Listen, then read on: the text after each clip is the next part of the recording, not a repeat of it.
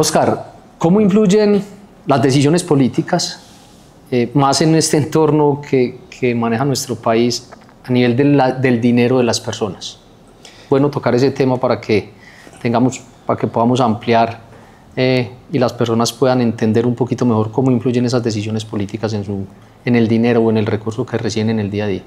Muy importante y muy pertinente, aunque también es, yo diría, relevante mencionar que aquí los poderes están separados. De hecho, el Banco de la República, que es el que ejerce la voz de la política monetaria, es decir, el control del dinero que va circulando, está separado afortunadamente de, en este caso, el presidente de la República. Entonces, en ese sentido, si bien tiene representantes en junta, no tiene el control. Cosa que no ocurrió, por ejemplo, en un país como Venezuela, donde entraron directamente a controlar esas decisiones y se tuvo un impacto bien negativo de incremento de lo que se conoce como la masa monetaria, que es el dinero en circulación, y eso pues generó ya lo bien conocido de efecto inflacionario tan fuerte que ocurrió en el país vecino. Ahora bien, en el caso colombiano, si bien hemos tenido un incremento de esa masa monetaria, es decir, la plata que está circulando, la cantidad de billetes que están circulando en el país, del orden de 14% durante el último año, esto sin duda también ha tenido una repercusión fuerte sobre la base inflacionaria,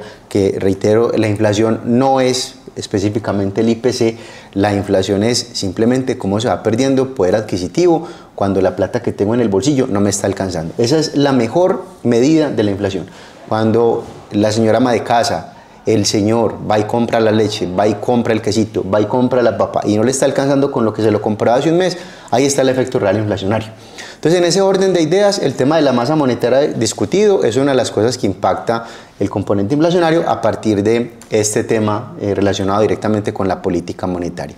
Esa política monetaria es qué tan caro está el dinero en circulación. Entonces, con las tasas de interés que se convierten como en ese interruptor de si las suben y si las bajan, se va controlando la inflación.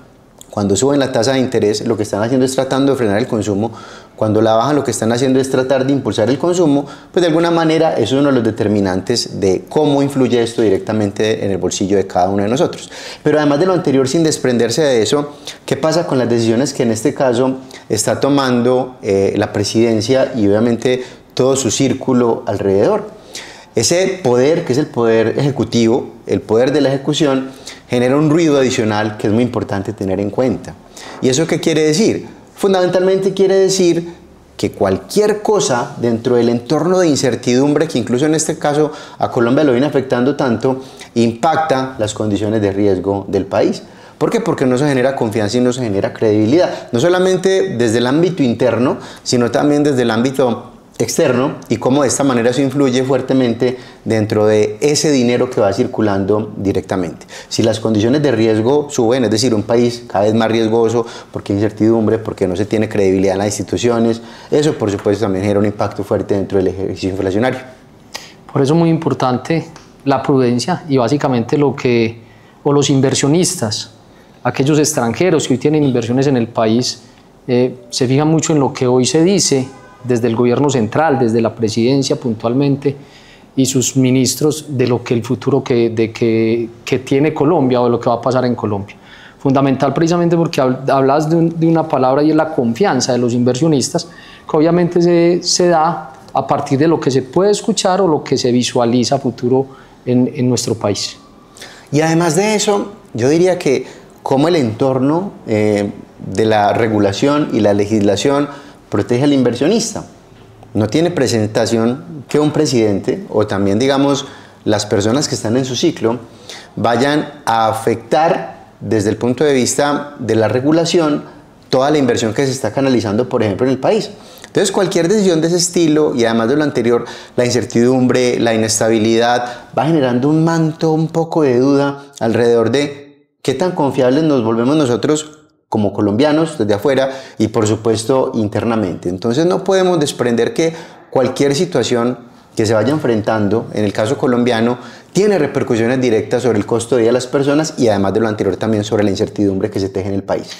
Unido a este tema, nos podemos arriesgar a dar un techo a nivel de lo que va a ser el dólar en Colombia, quizás al cierre de este año, y cómo va a ser el comportamiento o el futuro en este 2025 del dólar. Hay una dependencia muy fuerte, y ahorita justamente lo integrábamos, respecto a las decisiones que se vayan tomando. Colombia a día de hoy está gastando más de lo que le está ingresando. Y eso, por supuesto, va generando un ruido importante de cara al cumplimiento de lo que se conoce como la regla fiscal. Entonces, ¿qué es la regla fiscal? La regla fiscal simplemente atiende a un manejo de ese déficit durante los próximos años. Se habla de que para el año pasado ya el gobierno no la cumplió. Y eso genera un ruido a efectos de la calificación internacional que implicaría también un impacto negativo dentro del comportamiento de la tasa de interés.